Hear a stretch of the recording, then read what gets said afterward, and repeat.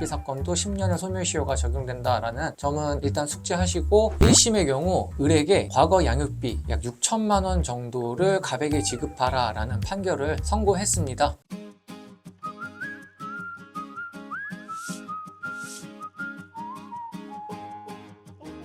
안녕하세요. 무엇이든 물어봐릴 변호사입니다. 오늘은 과거 양육비 청구와 관련해서 소멸시효 제도를 어떻게 적용하는지에 대한 대법원 판례를 소개시켜 드리려고 합니다. 양육비 청구와 관련하여 저한테서 상담이 매우 많이 들어오고 있습니다. 가장 문제되는 것은 소멸시효의 문제인데요. 이와 관련해서 최근 대법원 판결이 선고되었고 대법원 판결이 선고되기까지의 사실관계를 잘 파악해 보시면 자신이 양육비를 청구할 수 있는 상황인지 여부를 확인하실 수 있으니까 오늘 영상 꼭 시청해 주시면 감사하겠습니다.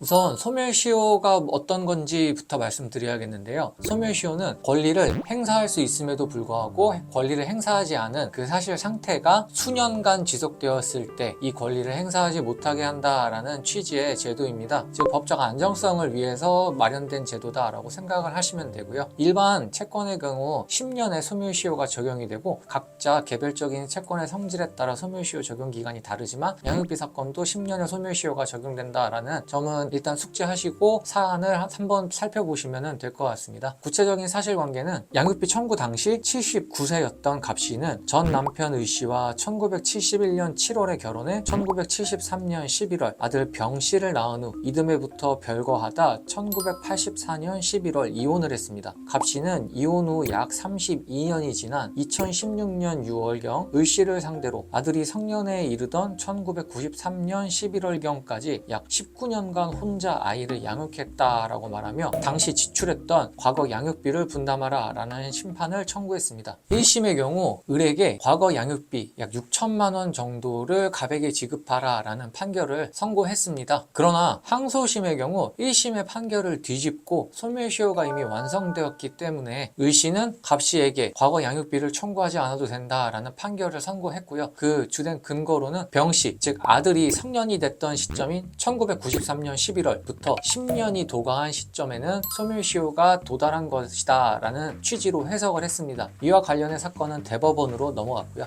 대법원은 어떻게 판단했을까요? 대법원의 경우 자녀가 미성년인 동안에는 당사자의 협의 또는 가정법원의 심판에 의해 구체적인 청구권의 범위와 내용이 확정되지 않은 이상 그 권리의 성질상 소멸시효가 진행되지 않는다라고 볼 특별한 사정이 있다라는 판단을 했었습니다. 이거는 과거의 태도였고 지금도 그러한 태도를 취하고 있다라고 생각을 하시면 되고요. 즉 자녀가 미성년인 동안에는 과거 양육비 청구의 소멸시효는 진행하지 않는다라는 태도를 취한 것입니다. 그리고 이에 덧붙여서 자녀가 성년이 돼 양육 의무가 종료되면 아직 당사자의 협의나 가정법원의 심판으로 구체적인 금액이 확정되지 않더라도 친족법상 신분으로부터 독립해 처분이 가능한 완전한 재산권이 된다라고 할 수 있어 더 이상 양육 의무의 이행을 구할 권리의 성질이 드러난다고 볼 수 없기 때문에 권리의 소멸시효가 진행한다라고 봐야 한다라고 대법원이 밝혔는데요. 쉽게 말씀드리면 자녀가 성년이 되었다라고 하면 소멸시효가 진행된다라고 생각을 하시면 되고요. 그 자녀가 성년이 되었을 때부터 10년의 기간이 도과되면 소멸시효 완성으로 인해 과거 양육비를 상대방에게 청구할 수 없다라는 결론을 잘 알고 계시면 됩니다. 또 주된 근거로 든 이유는 자녀가 성년이 된 후에도 협의나 가정법원의 심판에 의해 확정되지 않은 과거 양육비에 대한 권리가 소멸시효 진행이 되지 않는다라고 하면 과거 양육비에 관한 권리를 행사하지 않은 사람이 적극적으로 권리를 행사한 사람보다 훨씬 더 유리한 지위에서는 부조리한 결과가 생긴다라는 이유도 밝혔는데요. 즉 권리를 행사하지 않았던 사람은 계속 과거 양육비를 청구할 수 있는 상태가 유지되고